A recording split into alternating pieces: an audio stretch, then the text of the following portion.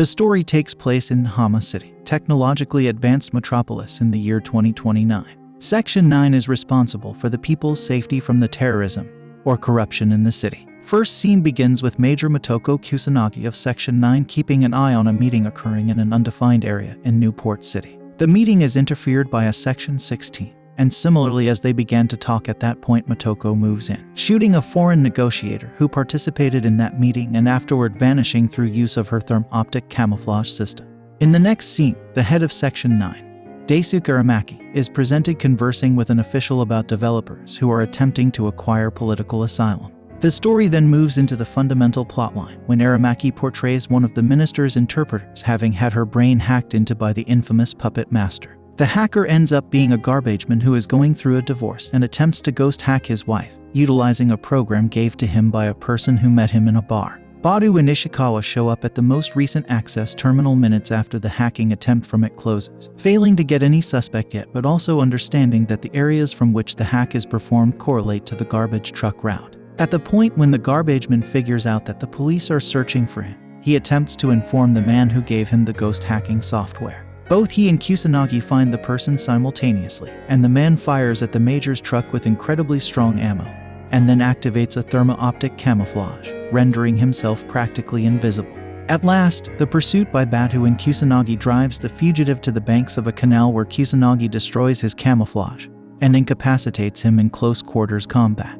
Incidentally, the man isn't the genuine puppet master, but just a ghost-hacked puppet of the criminal. The garbageman whom he supported ghost hacking has also been ghost hacked. Truly he didn't have a wife or girl, and all memories of them he has are false. One night, a female cybernetic body is out of nowhere gathered at Megatech without approval, and the cyborg runs off, stripped, into the rain, where it gets run over by a truck. Section 9 gets the body to attempt to decide why it was created. Badu relates a strange truth. The body has not even one brain cell as it is totally robotic, yet there are signs that there is a ghost inside it. Nakamura of Section 6, joined by a Dr. Willis, comes to claim the escaped body. As Willis analyzes the ghost present in the cybernetic shell, Aramaki and Nakamura discuss the bureaucracy of the retrieval of the body. Willis confirms that the ghost in the shell is the puppet master. Nakamura claims that Section 6 had been tracking the puppet master for some time, managed to lure and trap the ghost within this cyborg, and killed his original one. Aramaki expresses some concern over the fact that Section 6 just left the puppet master's original body to rot. However, the body suddenly takes control over the building and begins to speak. "There will be no corpse, because I never had a body." The body then states that it is not an AI but rather a sentient entity that was created through the accumulation of data and the flow of information known as Project 2501. As Nakamura and Aramaki are talking to the body, Tagusa notices something strange about the entrance of Nakamura and Willis and realizes that someone with therm-optic camouflage entered the building along with the officials because the doors took 3 seconds to close after Dr. Willis and Nakamura had gone through. Tagusa alerts Kusanagi to this fact, and they realize that Section 6 is up to something. The person, who entered with therm-optic camouflage, shoot the computer connected to the puppet master, set off a smoke grenade, blinding everyone, and snatch the ruined cyborg containing the puppet master. As they escape in their getaway car, Tagusa shoots a tracking device into its registration plate. Badu starts to follow them by car while Kusanagi follows by helicopter. As Kusanagi and Aramaki talk about the puppet master, Aramaki also realizes that Section 6 is involved in some sort of conspiracy around Project 2501. Soon after, Ishikawa talks to Aramaki after investigating further into Project 2501, and it turns out that the project was started before the puppet master appeared, even though it was claimed by some officials that the project was created to catch the puppet master. Ishikawa hints that maybe the puppet master was a tool of Section 6 for the bureaucracy to do its dirty work.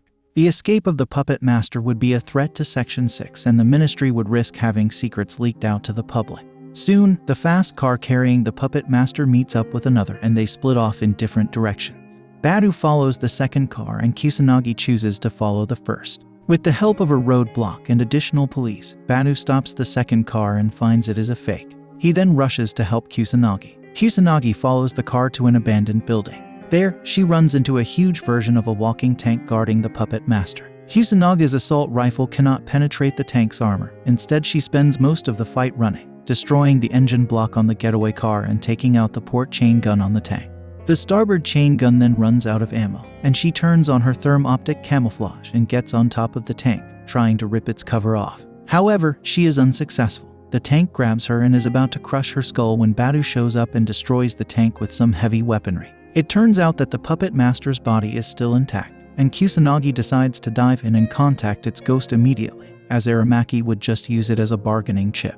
Badu hooks the two together, with himself monitoring the dive in order to disconnect them if it gets too risky. As they connect, the puppet master and Kusanaga's ghosts contact each other, and the puppet master introduces himself to Kusanagi and Badu. It confirms that it is Project 2501, an illegal project by Section 6 that has installed various programs into numerous ghosts for the interests of the various agencies that owned it. During its time gathering data and installing programs into various ghosts, it has become self-aware and has become an intelligent entity. The creators of Project 2501 thought that this self-awareness was a bug and attempted to contain the program into its current body. It tells them that it had been searching for Kusanagi for a long time. The puppet master finally expresses its wish to merge its ghost with Kusanaga's in order to give birth to a new single entity. Badu attempts to disconnect the dive, but the puppet master hacks into him, preventing the disconnection. In the meantime, as Kusanagi and the puppet master are speaking about the merge, helicopters from Section 6 approach the abandoned building with orders to destroy the puppet master as a primary target along with Kusanagi, presumably to cover up the conspiracy. Badu sees lasers pointing to both the body, but the snipers are unable to fire because of the puppet master's hacking. Kusanagi finally decides to merge with it just as the snipers from the helicopters fire. Badu regains control over his body and puts out his arm to protect Kusanagi. The snipers destroy the puppet master's body, and Badu's arm gets hit as well. Kusanaga's head is shot off, but the brain is not destroyed. Her vision cuts off shortly after that. Next scene, Kusanagi wakes at Badu's safe house, finding herself within a child-sized cyborg body. Badu comes in and informs her of what transpired since her original body was destroyed. The foreign minister resigned as a result of the conspiracy, and Nakamura is being questioned. Motoko decides to leave and reveals that she is no longer either Kusanagi nor the puppet master, but rather a combination of the two. Badu offers her a car and they agree on a personal password, 2501. So this is the recap of Ghost in the Shell the movie.